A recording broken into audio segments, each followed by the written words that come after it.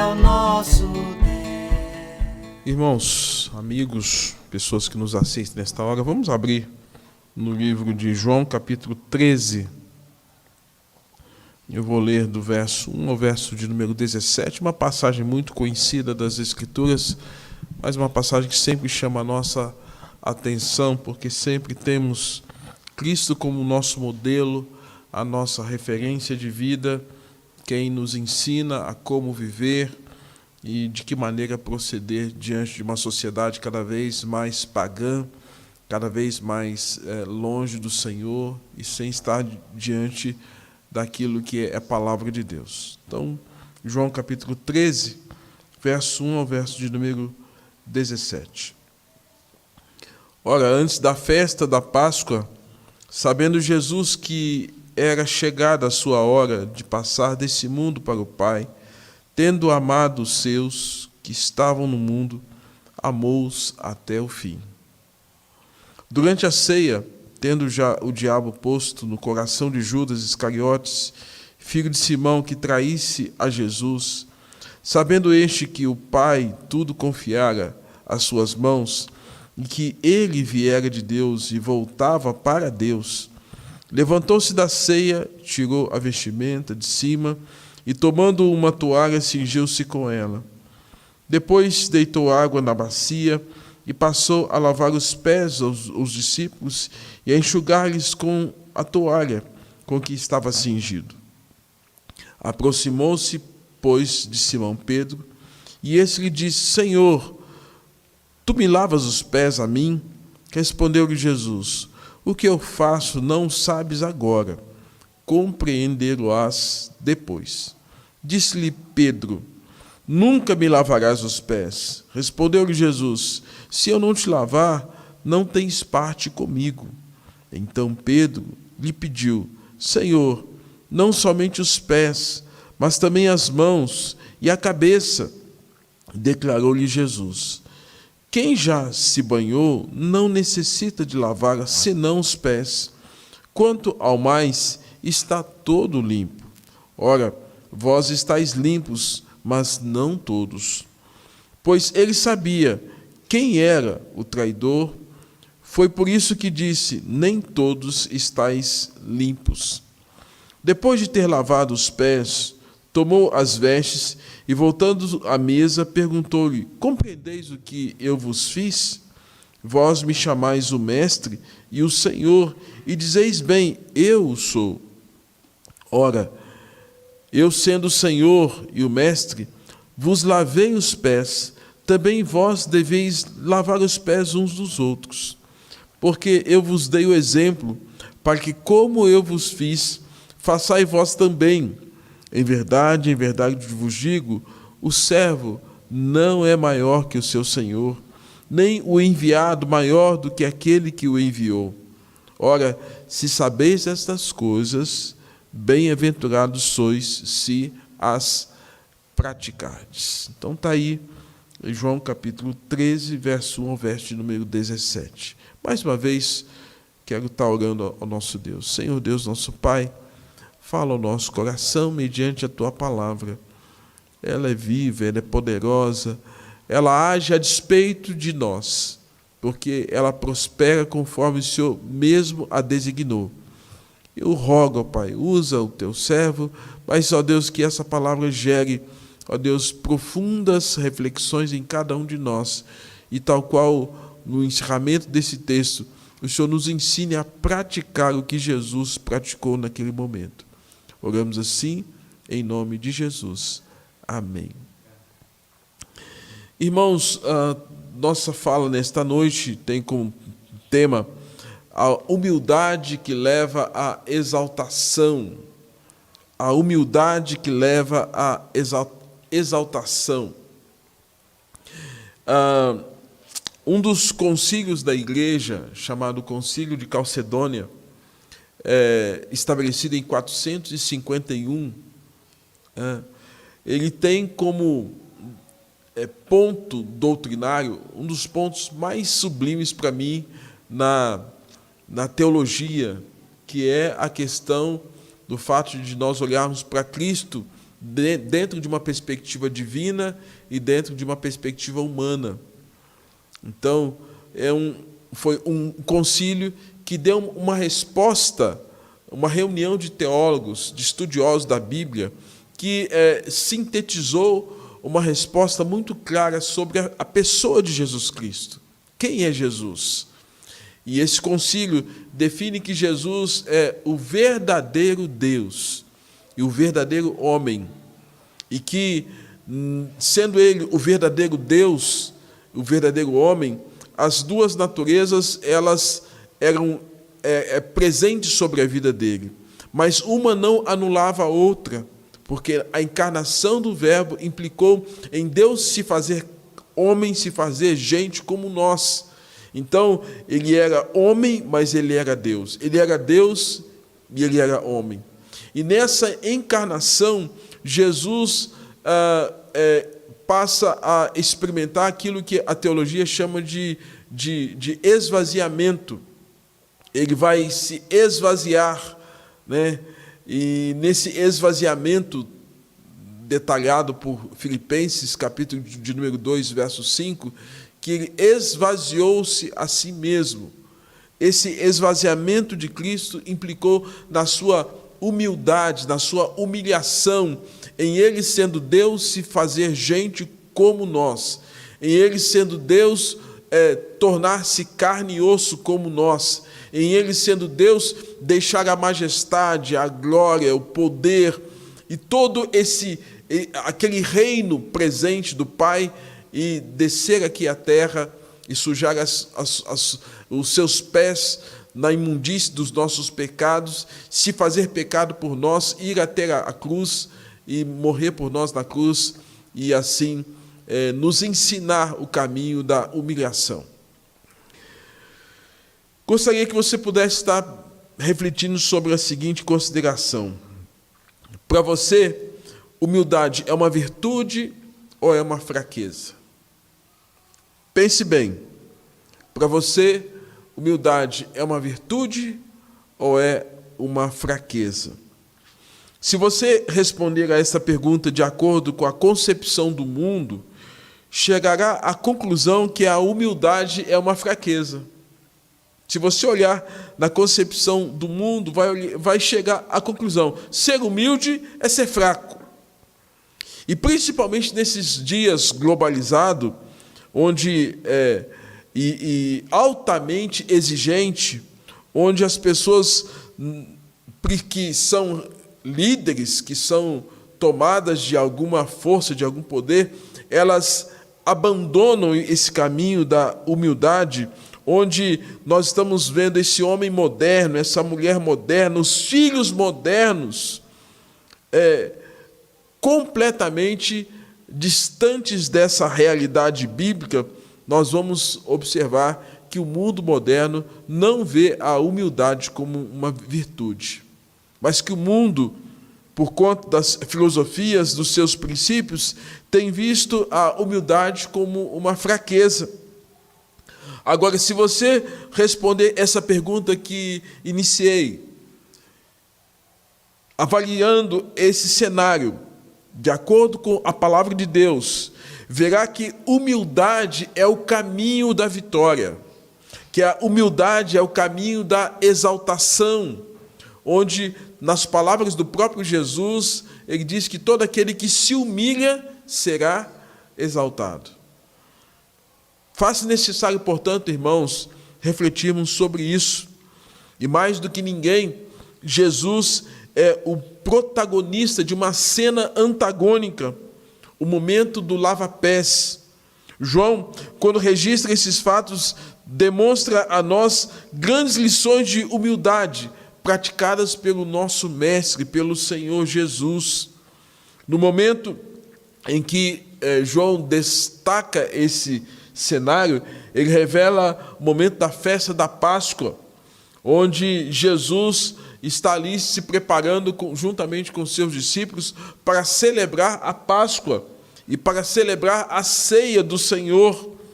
E antes de que tudo isso acontecesse, Jesus então nos dá um grande exemplo de humildade. Eu gostaria de destacar pelo menos alguns pontos a partir desse capítulo. Capítulo 13, verso 1, verso 2. Ora, antes da festa da Páscoa, sabendo Jesus que era chegada a sua hora, a hora de passar deste mundo para o Pai, tendo amado os que estavam no mundo, amou-os até o fim. Primeira lição que nós podemos tirar desse texto aqui, irmãos, é que Jesus ele nos ensina o caminho da humildade. E a humildade de Jesus é uma grande prova de amor dele para com cada um de nós, e em especial para com os seus discípulos. Quando João detalha essa expressão, que tendo amado os seus que estavam no mundo, tendo amado os seus que estavam no mundo. Hoje pela manhã eu falei sobre João capítulo 10. E João capítulo 10 nos ensina que Jesus é esse pastor que diz que todo aquele que vai até ele é como essa ovelha que adentra a esse aprisco e ele salva e vai encontrar pasto, vai encontrar alimento, porque é amada, é cuidada por esse Senhor, por esse pastor. E nesse caso, João capítulo de número 13 está nos ensinando que o Senhor tinha e tem um amor para com os seus. A despeito de serem homens pecadores, homens falhos, ele tinha amor para com os seus. E é interessante a descrição do verso de número 1, quando diz assim, que amou-os até o fim. Amou-os até o fim. E aí nós poderíamos perguntar, a quem Jesus amou até o fim? A quem Jesus está dizendo que amou até o fim?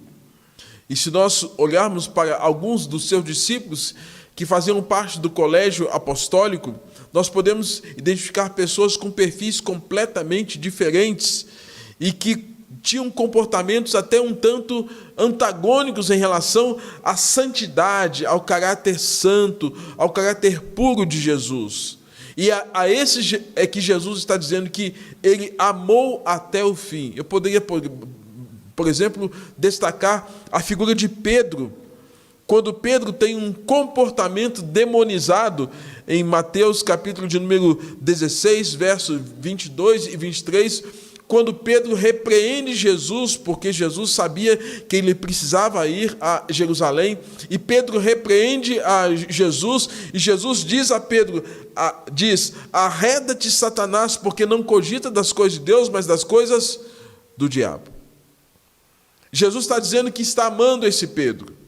Jesus ama um dos seus discípulos, chamado Tomé, que mostra tremenda incredulidade, a despeito de ter sido chamado para ser um pescador de homens, e que posteriormente, no momento em que Jesus é morto, e Jesus ressuscita de entre os mortos, e há uma anunciação da ressurreição de Jesus, Tomé é um dos que está ali na casa, conforme João capítulo 20, verso 25, e ele diz, olha, se eu não colocar o meu dedo, eu não creio. Se eu não vir os teus sinais, eu não acredito. E Jesus então diz, põe a mão aqui. É a esse que Jesus está dizendo que amou até o fim. Tiago, nada pior do que quando você tem contato com pessoas que querem, de alguma forma, uma posição de proeminência e ficam disputando espaços, disputando posição, quem manda mais, quem pode mais. E Jesus tinha isso dentro do colégio apostólico. Tiago pediu para sentar-se ao lado de Jesus no final. Eu quero sentar ao lado de Jesus. Um pedido que, na verdade, ele queria aparecer, ele queria ser mais que todo mundo. Eram essas pessoas que estavam perto de Jesus. Jesus estava perto de Jesus, nada mais do que Judas, aquele que haveria de trair, que mostra uma afetividade fingida, dá um beijo em Jesus, conforme Mateus capítulo de número 26, 14 a 16. A esses, Jesus está dizendo que amou-os até o fim.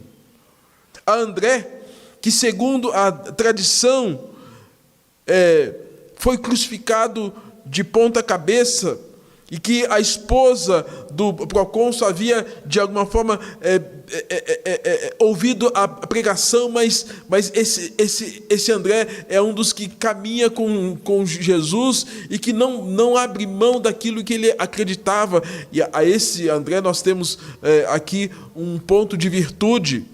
A Mateus, o cobrador de impostos, que talvez usurpava em função do Império Romano, que majorava imposto, tributava imposto sobre os cidadãos judeus e romanos.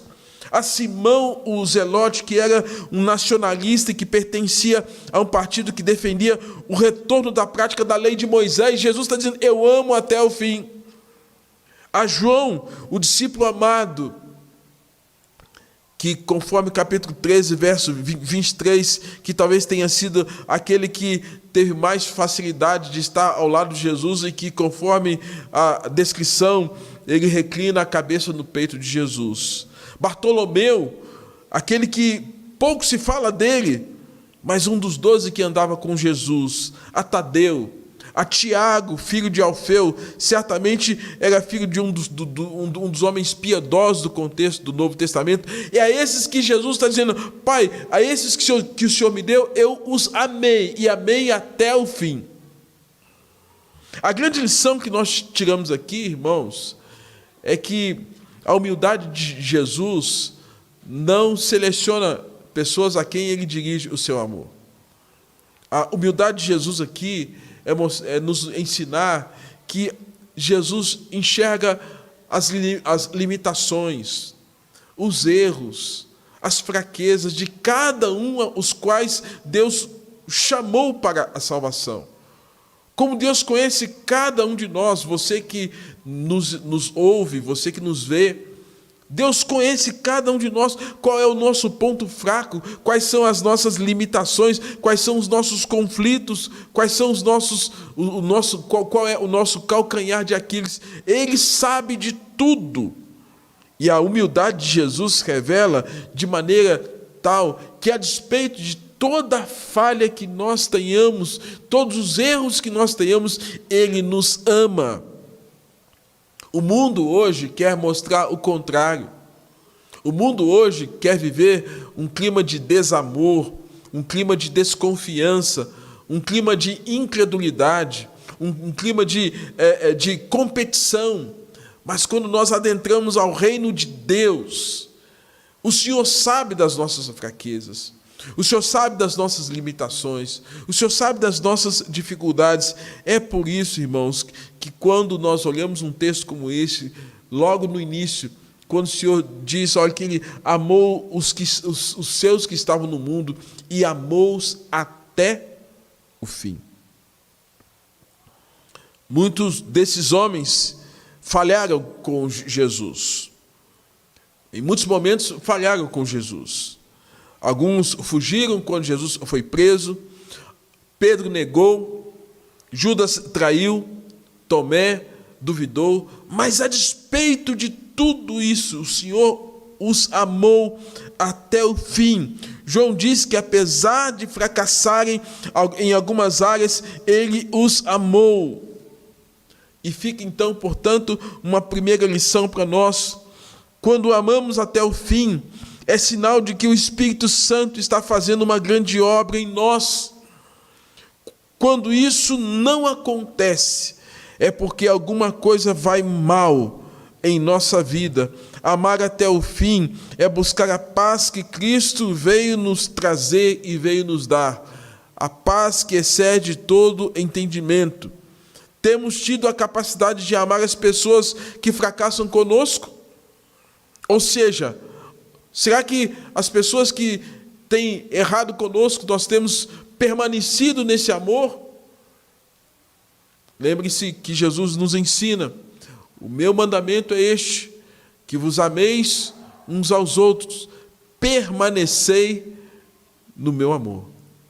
E é por isso que, quando nós olhamos um texto como esse, e o destaque da expressão amou-os até o fim, nos faz refletir exatamente: será que nós temos mantido esse compromisso desse amor que vem de Deus para com as pessoas que estão à nossa volta. Em momento algum, Jesus foi beligerante com aqueles apóstolos. Em momento algum, Jesus foi desrespeitoso com eles. Em momento algum, Jesus os ignorou. Mas Jesus os amou, amou-os até o fim. E a lição que nós tiramos disso, irmãos, é que nós precisamos também aprender a amar até o fim. Amar a esposa, amar o esposo, amar o filho, amar o irmão na fé, amar o pastor, amar o presbítero, amar o patrão, amar o pecador. É um desafio para todos nós andarmos nesse amor, porque se nós não andarmos nesse amor que a Bíblia nos ensina a amar a Deus sobre todas as coisas e o próximo como a nós mesmos, nós não estaremos cumprindo o resumo da lei. O resumo da lei é exatamente isso: amar a Deus sobre todas as coisas e amar o próximo como a nós mesmos. E aqui Jesus nos dá uma lição de humildade. E Ele nos dá a lição quando Ele ama pessoas que fracassam com Ele. Quando Ele ama pessoas que erram com Ele. Num tempo de tanta intolerância, de tanta dificuldade, nós precisamos aprender essa lição com Jesus. Os governantes precisam aprender essa lição com Jesus. As nações precisam aprender essa lição com Jesus. E você se lembra, Coríntios capítulo 13, quando o apóstolo Paulo fala de 3 coisas: a fé, a esperança e o amor. E a maior delas, e o maior desses, ele diz que é o amor. O apóstolo Paulo chega a dizer: ainda que eu fale a língua dos anjos e dos homens, ainda que eu tenha o dom de profetizar, ainda que eu faça um monte transportar daqui para ali, ainda que... ele diz que se eu não tiver amor, nada serei, nada disso me aproveitará. É por isso que nós temos que considerar a palavra de Jesus, o príncipe da paz, aquele que nos ensina a viver na perspectiva de Deus. Precisamos aprender o caminho, a lição do amor, a lição de amarmos conforme a vontade de Deus assim expressa para com as nossas vidas. Coloque isso em prática. Coloque isso em prática, ou seja, comece a viver essa vida humilde de Jesus, porque, irmãos, por mais que nós tenhamos, por mais que nós saibamos, se nós não tivermos esse amor que vem de Deus, nós fracassamos em tudo.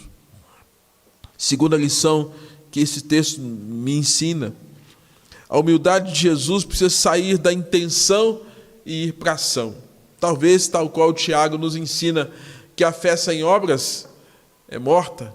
Não adianta eu dizer que eu amo se eu não faço nada proativamente em função do outro. E isso é demonstrado no capítulo de número 13, no verso 4 e no verso 5, quando Jesus está ali com seus discípulos. Diz o texto: levantou-se da ceia, tirou a vestimenta de cima e, tomando uma toalha, cingiu-se com ela. Depois deitou água na bacia e passou a lavar os pés aos discípulos e a enxugar-lhes com toalha com que estava cingido.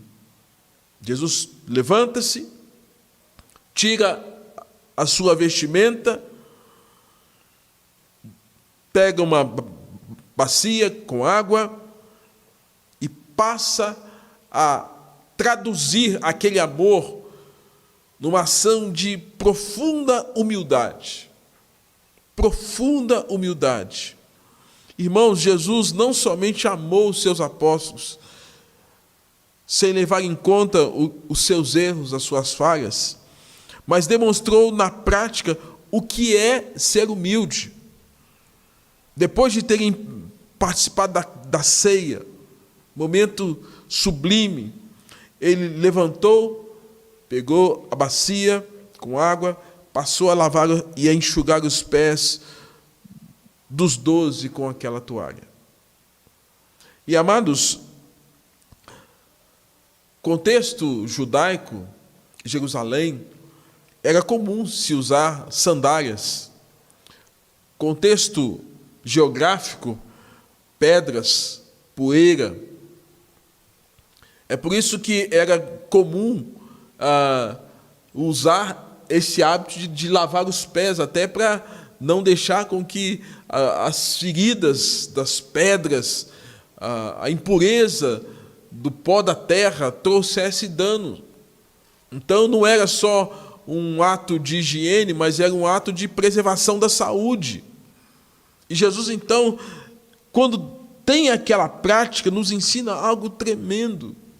12 discípulos, 12 apóstolos, todos assentados, e de um a um Jesus se aproximou com a toalha, com a bacia, com a água e passou a lavar os pés. Eu fico tentando imaginar essa cena, uma cena majestosa, mas uma cena em que daria para que nós pudéssemos entrar naquele momento e falar: Jesus, não faz isso comigo, não, eu é que preciso lavar os teus pés. Mas Jesus, irmãos, nos ensina aqui que não somente na sua encarnação ele se faz homem como nós, ele se humilha, ele passa pelo que a gente chama de kenosis, do esvaziamento. Mas Jesus agora, ele se coloca diante de cada um deles.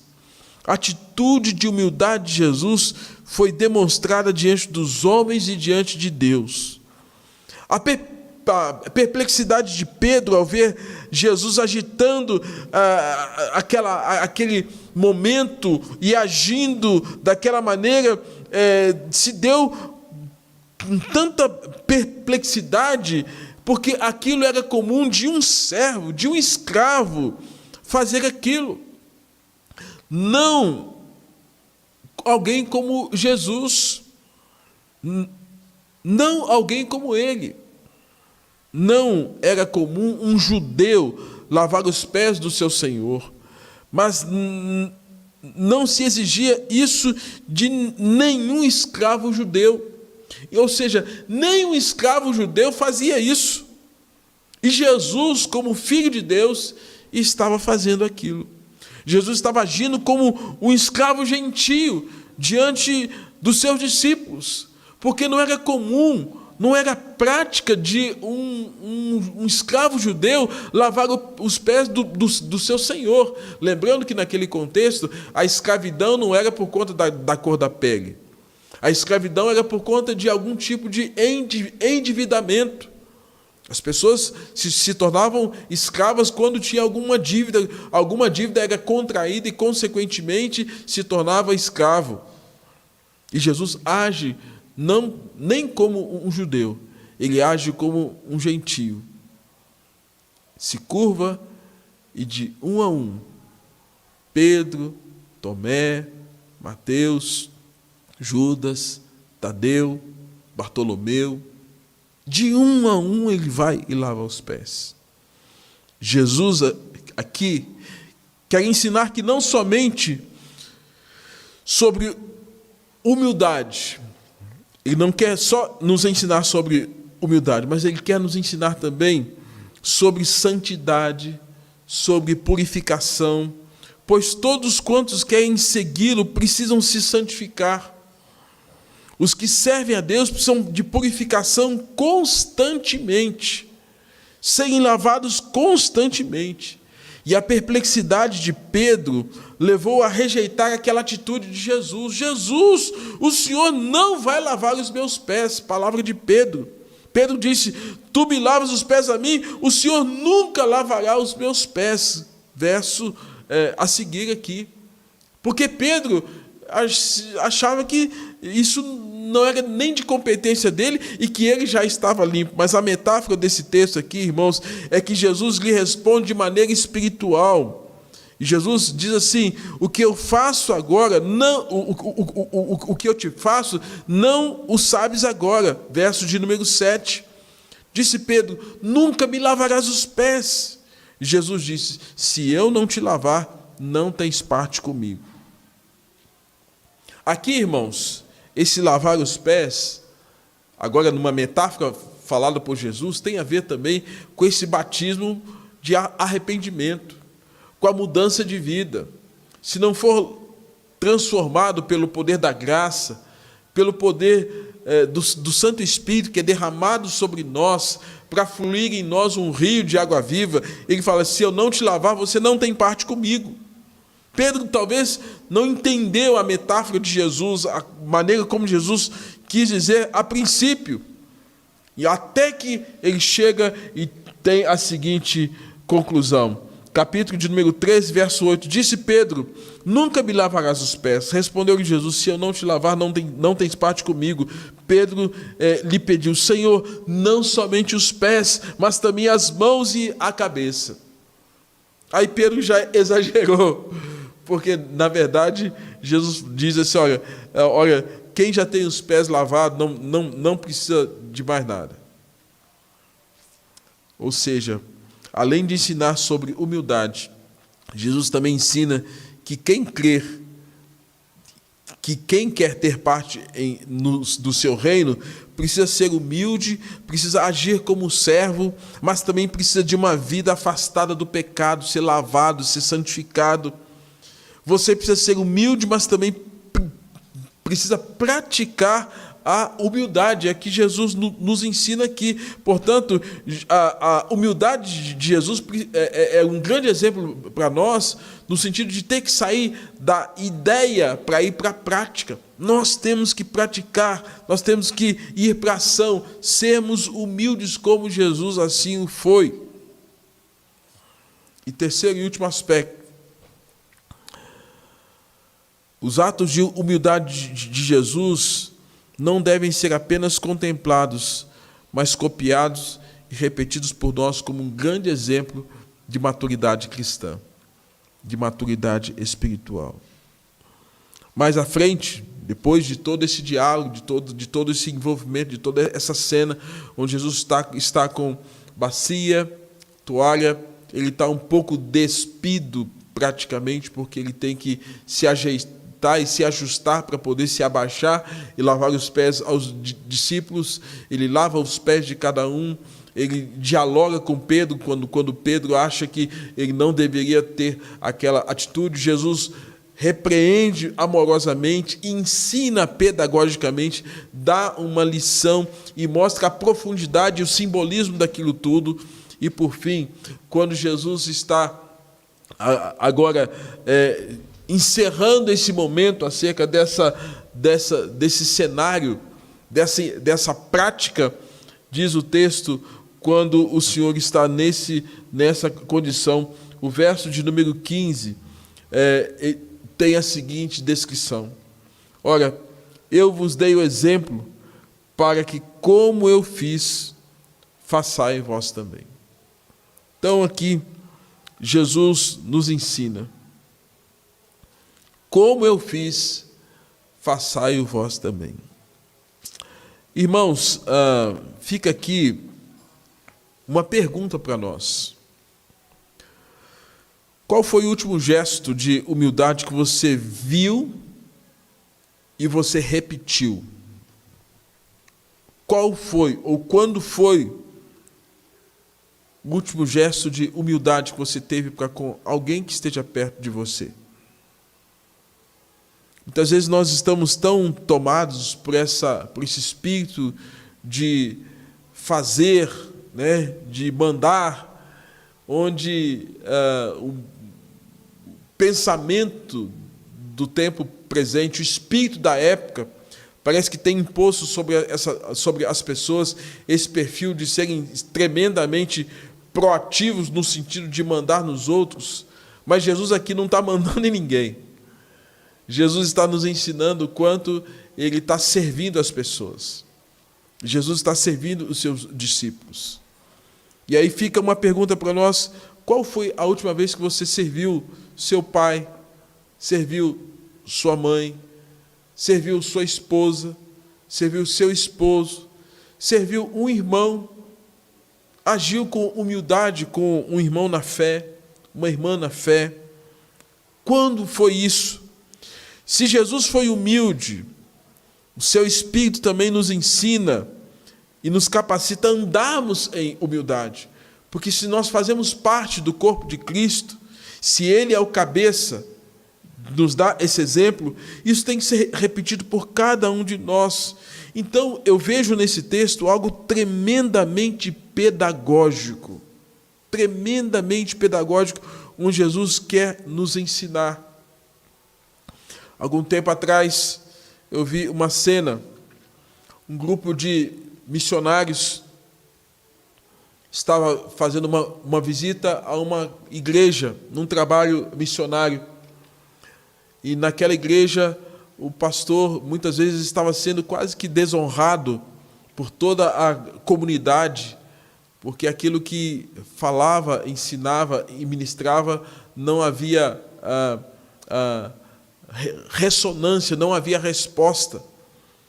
E o grupo de missionários que estava ali, de alguma forma, tentando expandir num trabalho de evangelização, resolveu então fazer um ato simbólico. E o ato simbólico foi lavar os pés daquele pastor.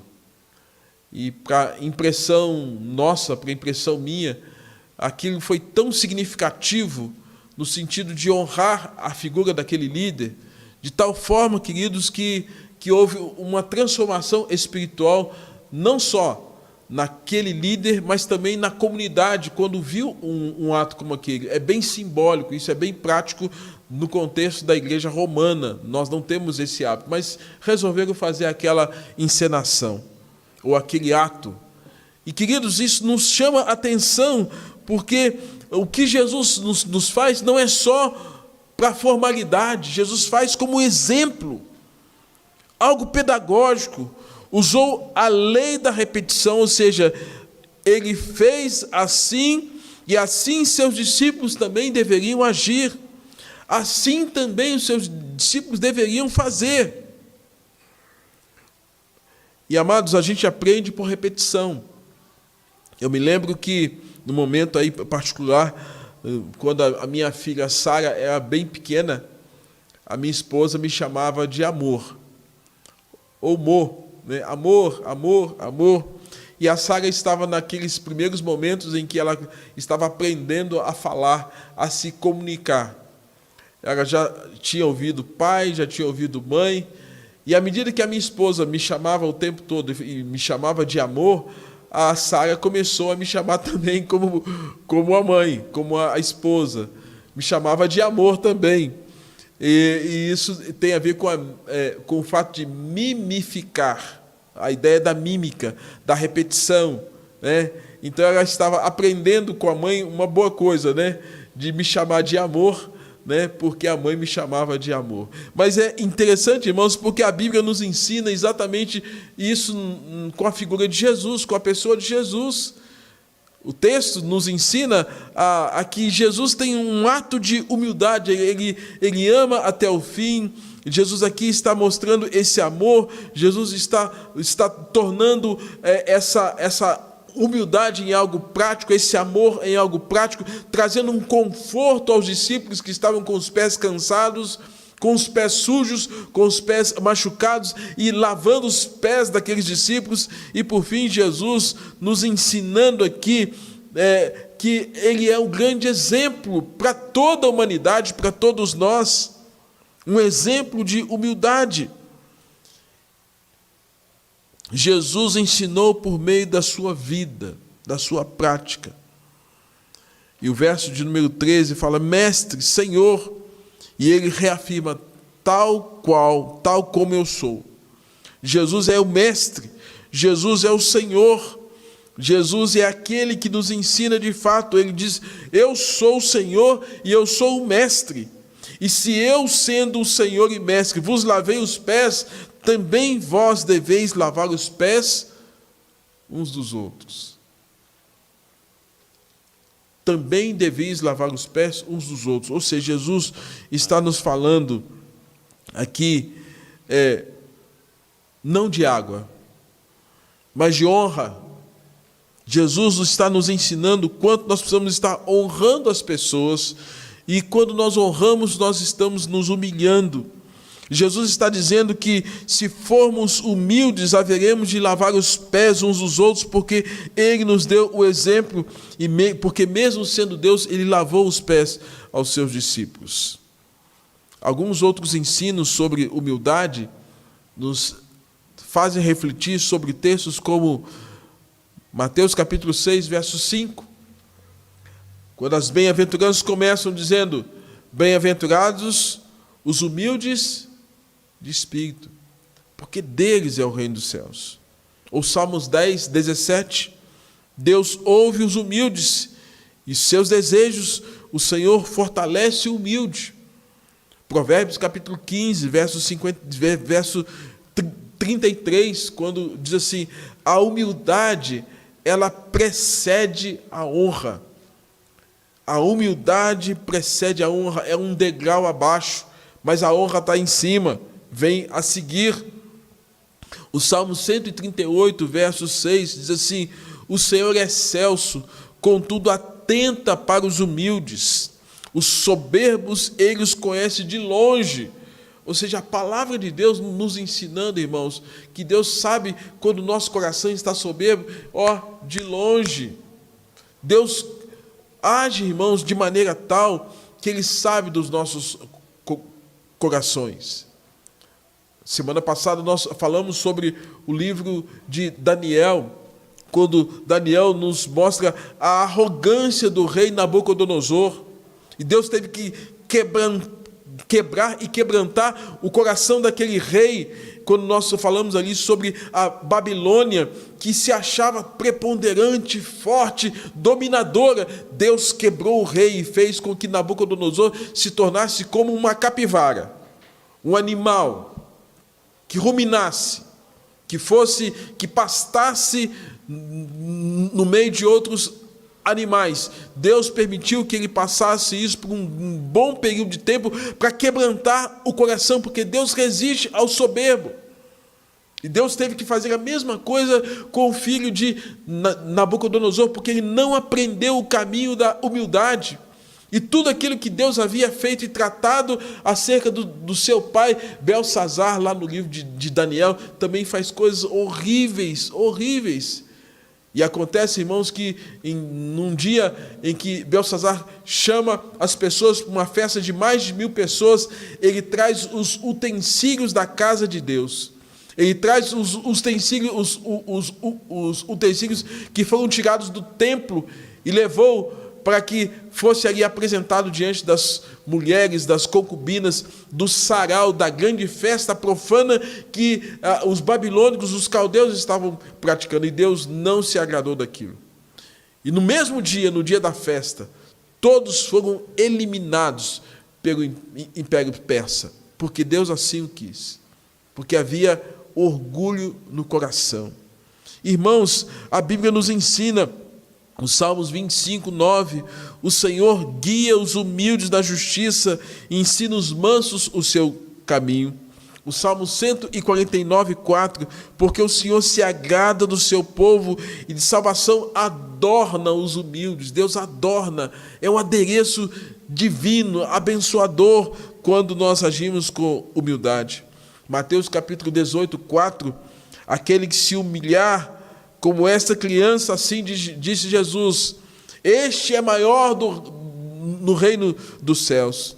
1 Coríntios capítulo 1, verso 28, Deus escolheu as coisas humildes do mundo, as desprezadas e aquelas que não são, para reduzir a nada aquelas que são. Ou seja, a Bíblia nos ensinando o caminho da humildade.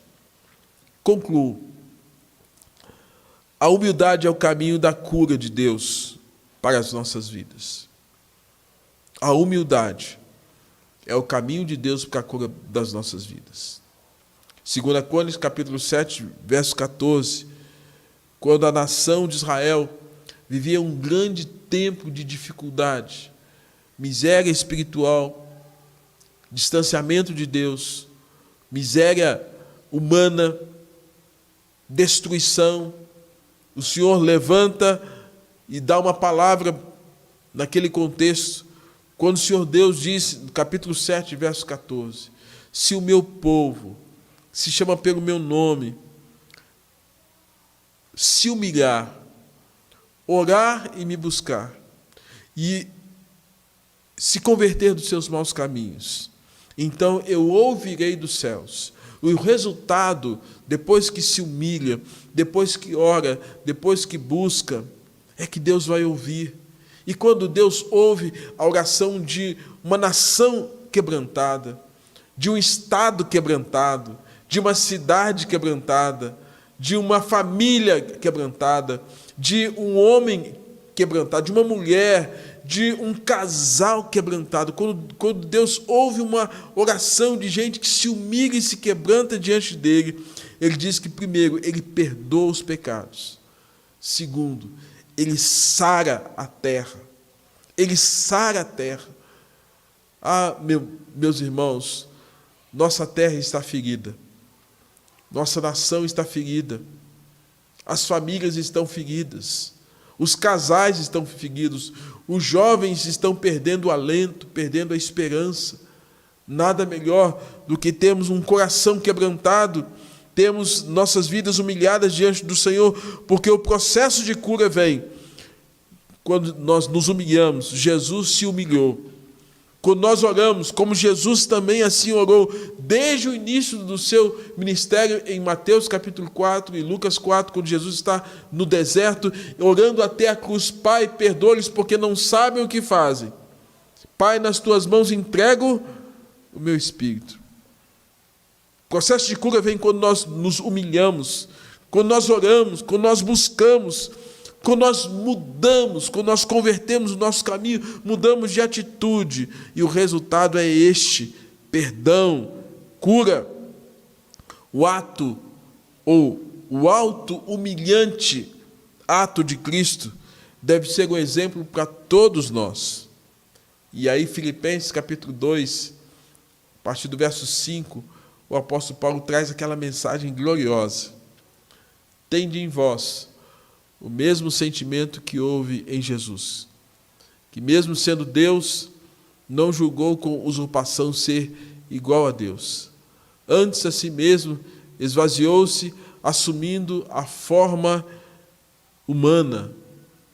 E a palavra de Deus vai nos ensinar que e Deus o exaltou sobremaneira sobre todo nome, para que ao nome de Jesus se dobre todo o joelho. Diante de Jesus, toda a boca confesse que Jesus é Senhor, para a glória de Deus Pai. Mas Deus permitiu que seu Filho fosse humilhado na cruz. Jesus, sendo humilhado na cruz, foi o servo sofredor que nós lemos aqui de Isaías capítulo 53.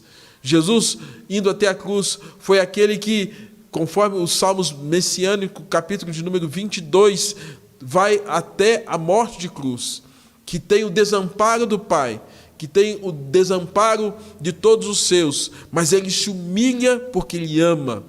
Ele se humilha porque ele quer mostrar na prática o caminho da humilhação, para que oportunamente venha o caminho da exaltação. No caso dele, a ressurreição de entre os mortos.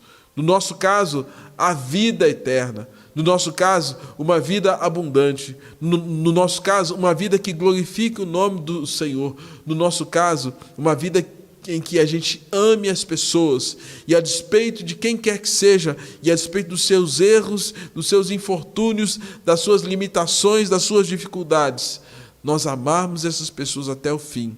Nós mostrarmos para elas o caminho da humildade, e ao mesmo tempo, nós sermos instrumentos de Deus, para que outros possam ver na nossa vida as marcas de Jesus. Porque Jesus nos deu exemplo, e nós vamos copiar o exemplo de Jesus, nós vamos repetir o exemplo de Jesus, e assim as pessoas vão ver algo diferente em nós. É por isso que ele nos ensina em Mateus capítulo 5, assim brilhe a vossa luz diante dos homens.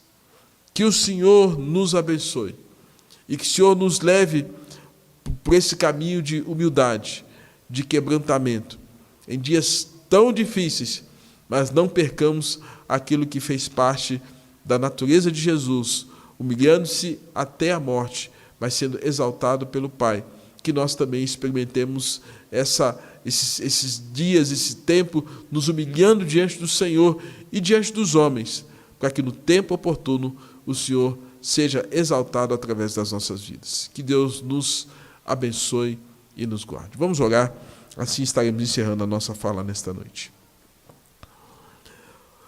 Ó Deus, te louvamos por essa oportunidade de termos a palavra do Senhor pregada, anunciada. Leva-nos, ó Deus, por esse caminho. Cantamos aqui, ó Deus, que queremos ter um coração igual ao teu, coração disposto a obedecer. Ó Pai, que de fato essa obediência seja como a de Jesus, que obedeceu até a morte de cruz. Que seja, ó Pai, cada um dos teus servos que estão nos ouvindo nesta hora e participando deste culto de forma remota, nessa transmissão virtual. Pai, que o Senhor possa os abençoar, que a palavra chegue a esses corações e que, ó Deus, possa produzir a 100 por 1, conforme o Senhor mesmo nos ensina nas Escrituras Sagradas. Dá uma semana de paz, de bênção sobre todos nós, uma semana de encorajamento, onde vejamos o Senhor triunfando através das nossas vidas. Assim oramos, ó Deus, pelos demais irmãos que carecem de cura física e espiritual, que a tua boa mão os alcance.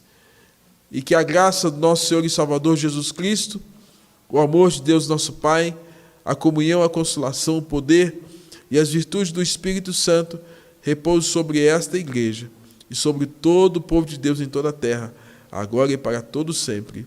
Amém.